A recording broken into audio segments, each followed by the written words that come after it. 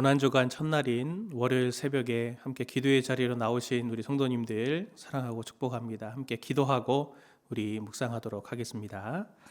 사랑하는 주님, 저희들에게 주님 받은 것밖에는 아무것도 없는데 여전히 저희들이 또 주님의 은혜를 모르고 한결같이 주님을 벗어겨 나가는 저희들의 연약함을 긍휼히 여겨주시고 오늘 이 새벽에 주님께서 주신 은혜로 인해서 다시 한번 주님께 더 가까이 나아가는 큰 은혜가 있게 하여 주옵소서.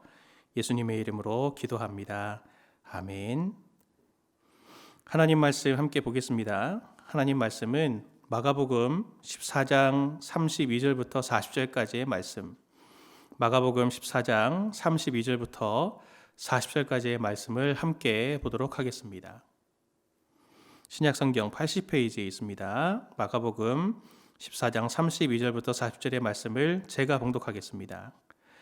그들이 겟세마네라 하는 곳의 이름에 예수께서 제자들에게 이르시되 내가 기도할 동안에 너희는 여기 앉아 있으라 하시고 베드로와 야고보와 요한을 데리고 가실새 심히 놀라시며 슬퍼하사 말씀하시되 내 마음이 심히 고민하여 죽게 되었으니 너희는 여기 머물러 깨어 있으라 하시고 조금 나아가사 땅에 엎드려 될 수 있는 대로 이 때가 자기에게서 지나가기를 구하여 이르시되 아빠 아버지여 아버지께는 모든 것이 가능하오니 이 잔을 내게서 옮기시옵소서.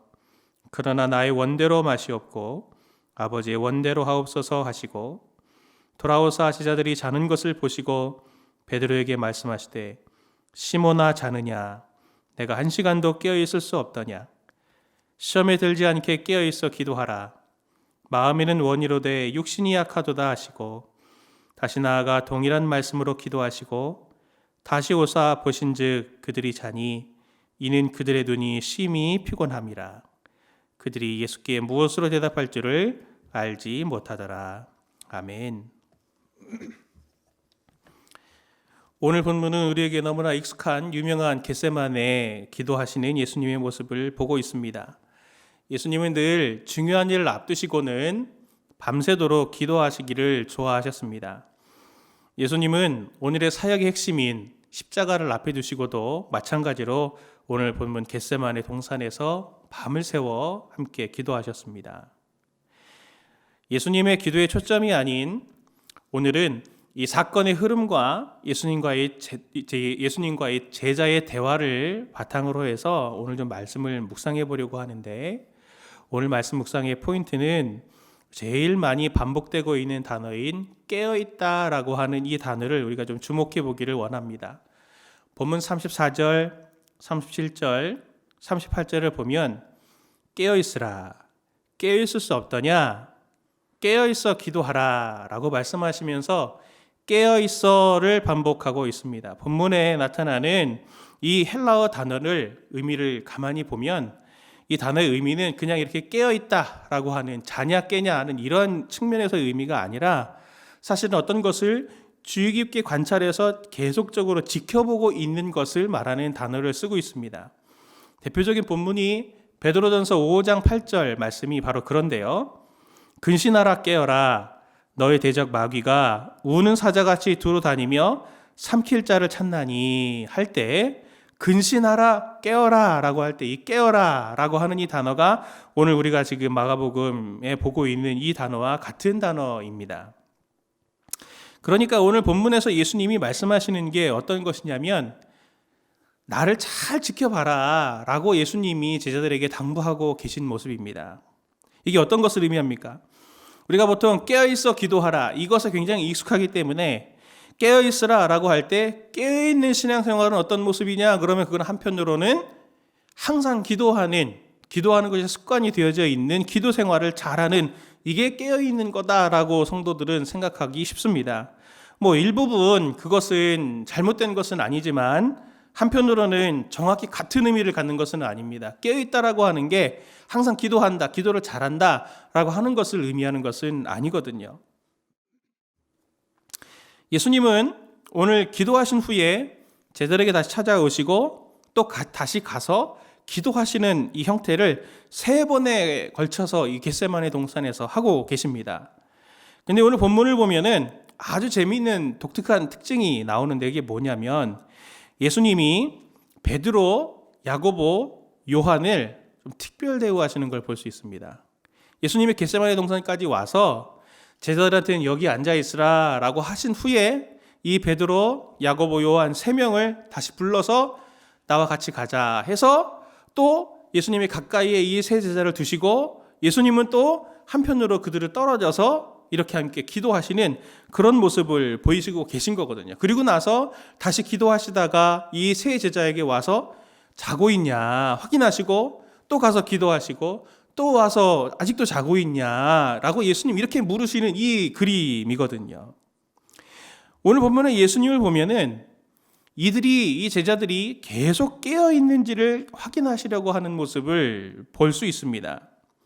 37절을 보면은 오늘의 이 본문의 저자인 마가가 아주 이 예수님의 의미심장한 말씀을 그대로 표현을 하고 있는데 이렇게 말하고 있습니다. 37절 보면 돌아오사 제자들이 자는 것을 보시고 베드로에게 말씀하시되 시몬아 자느냐 내가 1시간도 깨어있을 수 없더냐.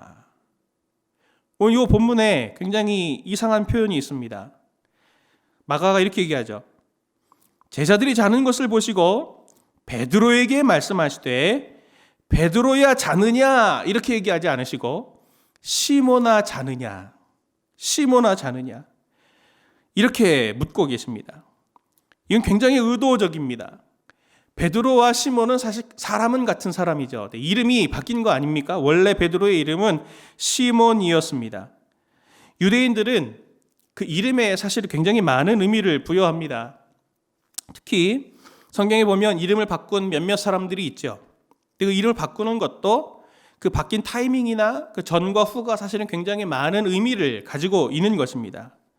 시몬은 히브리어로 시므온이라고 하는 야곱의 아들의 이름을 본딴 것인데 그걸 헬라식 이름으로 발음해서 시몬이 된 것이거든요.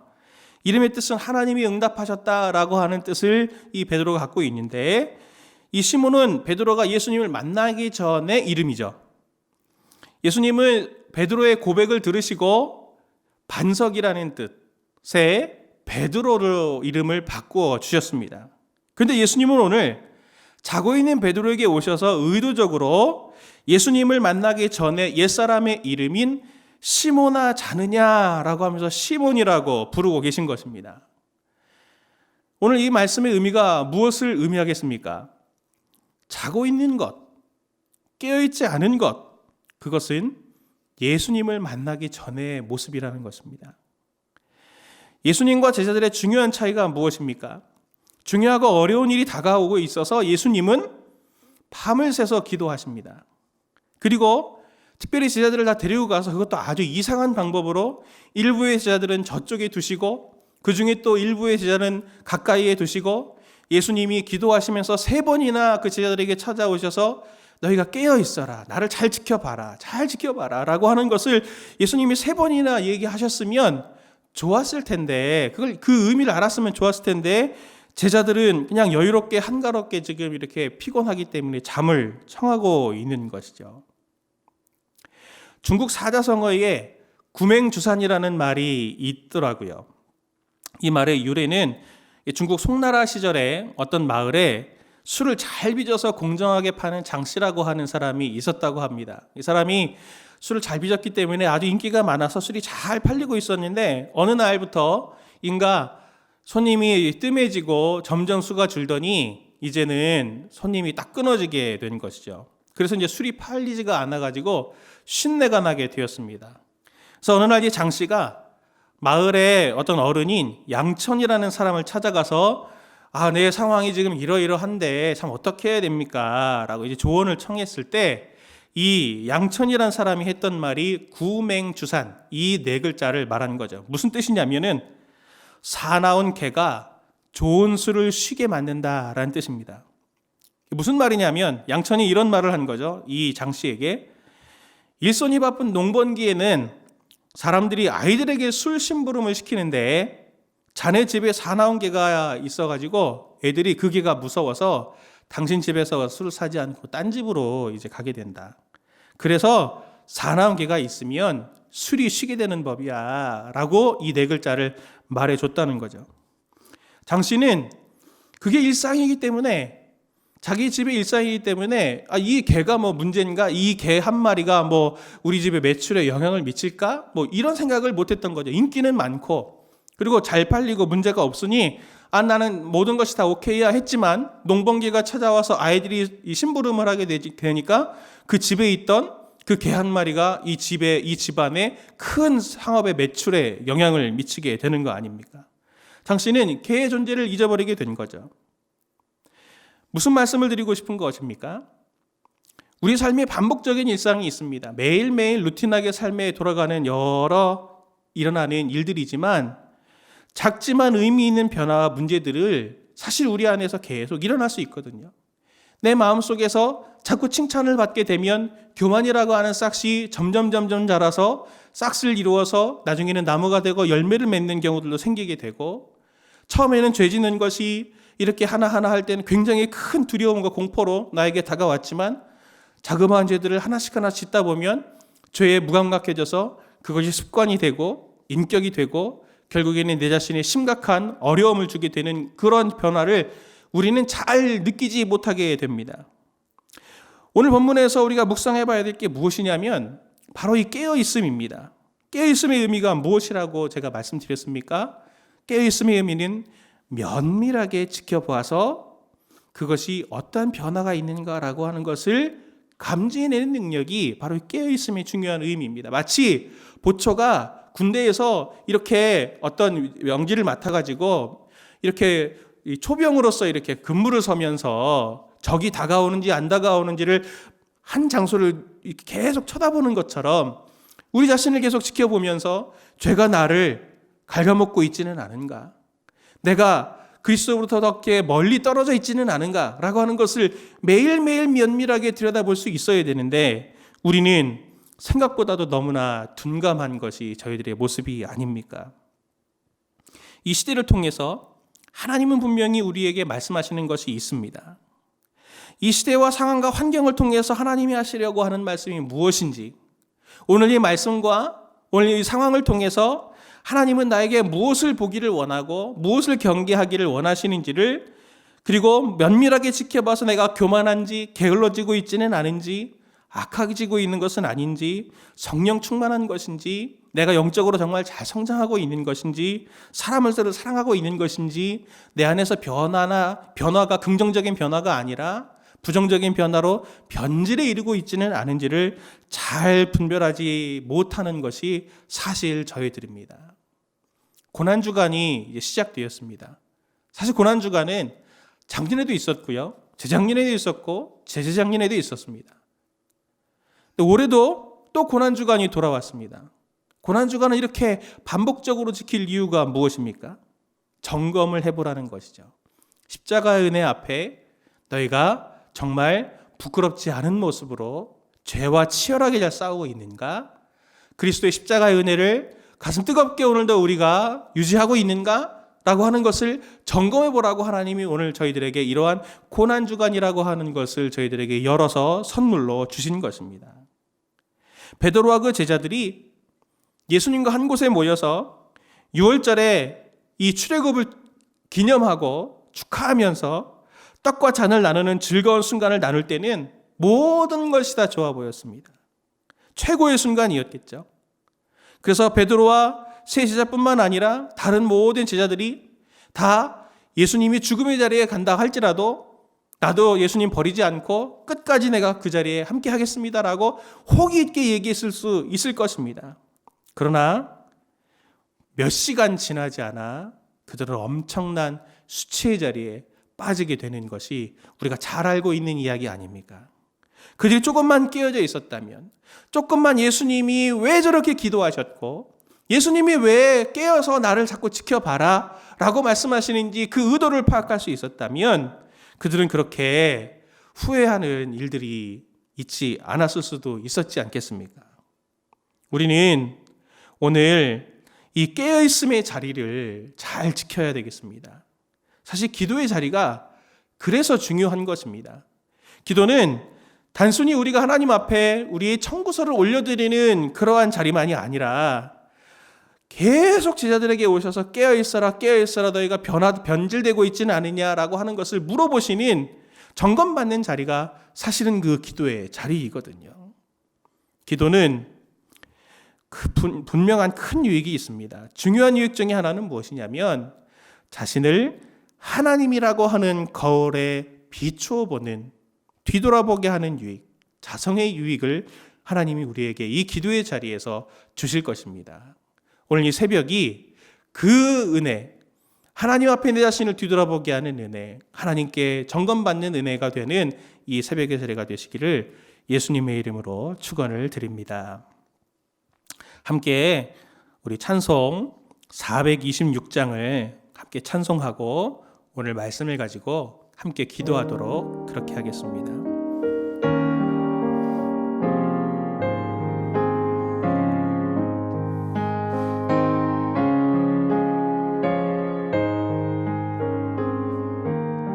이 죄인을 완전케 하시옵고 이 죄인을 완전케 하시옵고 내 맘속에 영원히 거하소서.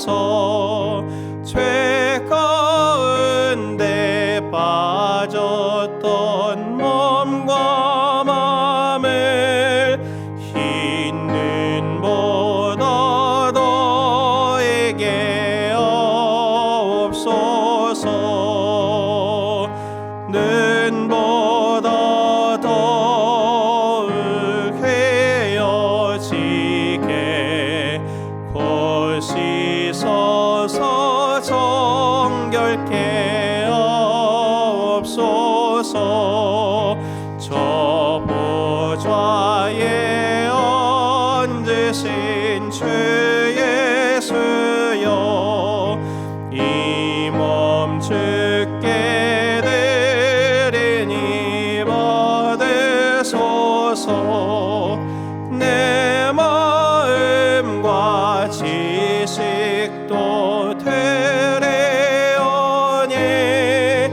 흰 눈보다 너에게 없소서. 눈보다 더욱 헤어지게 곧 씻어서 정결케 없소서. 그 상하신 발 아래 엎드려서 날 깨끗게 하시기 원합니다. 날 성결케 하는 힘이 싸우니 흰 눈보다 너에게 하옵소서. 눈보다 더욱 헤어지게